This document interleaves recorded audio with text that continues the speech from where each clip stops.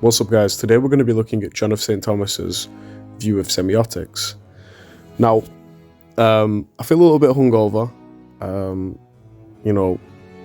and so if I make a mistake or trip up or I'm stuttering or whatnot, forgive me, bear with me. I've got quite a bad headache, but I wanted to get this video out to you guys. I might not post it on the day that I'm doing it, but if I do, I'm not doing too well at the moment. But anyway, to really get into it, we're going to be looking at the semiotics of John of St. Thomas, or Poinsot. And John of St. Thomas, or J.L. Poinsot, was born in Lisbon in 1589, and he was known through the philosophical literature as Poinsot or Pansus, or by his religious name, which is Juan de Santo Tomas. And he produced one of the most sophisticated and underappreciated semiotic theories in the Western philosophical tradition. His doctrine of the signs is embedded primarily in his Cursus Philosophicus Thomisticus, which is a monumental work running over 2,000 pages.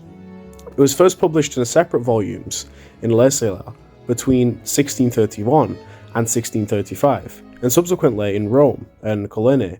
Within this cursus, the semiotic theory is concentrated on what John himself names as the distinct treatises: the Tractatus de Signis, drawn from the introductory articles of the Summa Leae and the questions 21, 22, 23 of second part of the Logic. Now, John Deely's English translation of this treatise, published in the University of California Press at Berkeley in 1985 under the title Tractatus de Signis, the Semiotics of John Poinsot, was the work that brought John of St. Thomas to international attention in semiotics, which is an attention he had not received even in Portugal, despite being a central figure of that country's philosophical heritage. Now, what you want to get into when looking at John of St. Thomas is seeing him break off from St. Augustine. Now, we did a little bit on St. Augustine in the Wittgensteinian video on philosophical investigations and the Tractatus. Now, Augustine had his own theory of signs, and names and kind of language, and we was looking at Wittgenstein's understanding of the Augustinian picture of meaning and language and whatnot. Now, the first and most foundational move of John of St. Thomas makes in his semiotics is the decisive expansion on the concept of the sign beyond the framework inherited from St. Augustine of Hippo. Now, Augustine in De Doctrina Christina defined a sign as a thing, or res, that presents something to the senses and thereby leads the mind to something other than itself. So for Augustine, signs are always external. That's the fundamentality about them. They're these material realities that stand in a substantive relation to what they signify.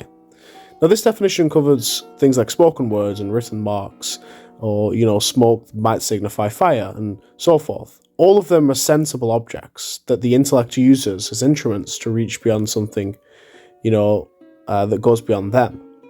Now, Augustine did recognize a distinction between natural signs, or signa naturalia, which arise without any act of the will, and conventional signs, signa data, which are instituted by human beings for communication. But in both cases, the sign remains a sensory, instrumental thing. Now, John of St. Thomas breaks with this restriction by arguing that signs are not only external and material, but also include the interior concepts and mental images, the notia, variously translated by John Deely as awareness, and by others as knowledge, that the knowing subject forms in the act of cognition. Now, this interior notia is not itself consciously objectified in the act of knowing, rather it functions transparently, making the known object present to the cognitive power without itself becoming an object of attention. So it is, in other words, not a thing that we look at, but a medium through which we look. By including all these interior representations within the domain of signs, John of St. Thomas identifies mental life itself as an essentially semiotic process. Thought is not something that merely uses signs occasionally. Thinking is signing through and through. Now, we need to look at what John of St. Thomas, believes the types of signs are. Now, we're going to be looking at the formal and instrumental signs. Now, from this expansion of John of St. Thomas, he constructs his primary taxonomic distinction, the division between formal and instrumental signs, considered from the perspective of the knowing subject's relation to the cognitive power. The formal sign is the interior notia, the concept, this image or awareness formed in the intellect following a cognitive act. It is called formal because it belongs intrinsically to the form of cognition itself. And its defining characteristic is that it makes an object present without itself needing to become an object. You do not first cognize the concept and then cognize the thing through it. The concept functions invisibly as the very medium of cognition.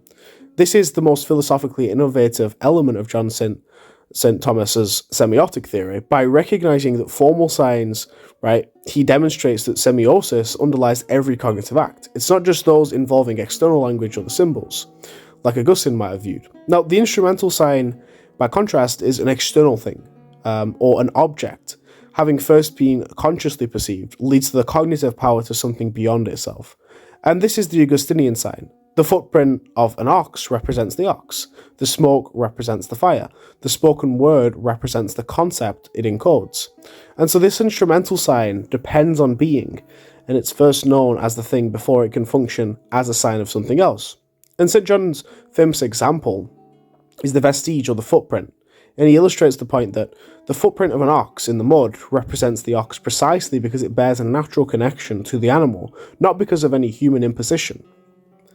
Now, you can also actually look at natural, conventional, and customary signs. Now, John of St. Thomas also divides signs from the perspective of their relation to their objects, arriving at a tripartite taxonomy that goes beyond Augustine's binary. The natural sign, sigma naturale, represents something by virtue of its very nature, independently of any human institution, and therefore it means the same thing to all people and all cultures.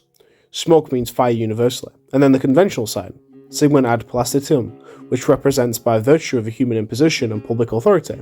Its meaning is not intrinsic to it, but it is assigned to it, and so it means only to those who are party to the convention. Now, the word man in English is John's example. It carries meaning only because the speakers of English have collectively agreed that it does. But John adds a third type, but no precise Augustinian precedent kind of captures. Now, which is the customary sign, or signum ex constituendini, which this is the sign that has acquired its representative function through frequently repeated custom, rather than through any explicit formal public imposition. His example is the arrangement of napkins on a table, which can conventionally represent that a meal has taken place, or is about to take place, but without anyone having formally decreed this. And John goes further and dedicates a separate discussion to the question of whether customary signs are simply subspecies of conventional signs. His conclusion is that they're actually not. Now, although they depend on some kind of social regularity or this type of social interaction, customary signs are genuinely independent and irreducible to ad placitium class. Now, the sign understood as a pure relation. The most sophisticated dimension of John of St. Thomas's Semiotics, is his analysis of the sign as pure relative, an entity whose entire being consists in being for another, or relatio secundum esse. To understand this claim, it is necessary to grasp the account of relation in general. John holds that any relation consists of three elements: a subject, that is, which is referred; a term, to that which the subject is referred; and a ground, the real basis in the subject from which the relation arises. A relation in its fullest sense, relatio secundum esse, is one in which the totality of the entity's being is constituted by its orientation towards another. Now, this sounds a lot like esse in and esse ad, right? Esse ad, right, meaning being towards, and esse in meaning being in. Now, this contrasts with relations, secundum disi, in which the related thing retains something absolute in itself, and it's only accidentally referred to something else. He argues that the sign belongs to the category of relatio secundum esse. Its entire essence is to represent, to be for, to refer to. If the term up toward, which is oriented the thing signified, were to disappear, the sign itself would cease to exist as a sign. It would become, as he says, mute. And this gives the sign an ontologically minimal but functionally indispensable status, right? It is the thinnest kind of being, a pure reference, and yet without no cognitive access to the possible world. Now, further, John distinguishes between real relations, relatio reales, which obtains independently of any knowing subject, and relations of reason, or relatio rationis, which arise through the mental operations of the subject. The natural sign stands in a real relation to its object. The footprint's connection to the ox is grounded in a real proportion between them. But when the sign represents that object to the cognitive power, the relation it then establishes with the knowing subject is a relation of reason, a mind-independent connection, or a mind-dependent connection, should I say. Now, the brilliance of John's account is that relatio secundum esse can encompass both the real and the rational. The sign can bridge the order of real being and the order of mental representation, precisely because its being is exhausted by its relational function. Now, the ultimate payoff of this intricate machinery is that John of St. Thomas manages to ground a robust epistemological realism without collapsing into either naive realism, right, or Augustinian instrumentalism. The world of real beings exists independently of the human mind, in John of St. Thomas's framework by divine act. But the human knower accesses the world, or understands the world, only through a complex chain of semiotic mediation, like formal signs, interior notia, and instrumental signs, exterior objects, and they together constitute the only pathway through which objective reality becomes cognitively available.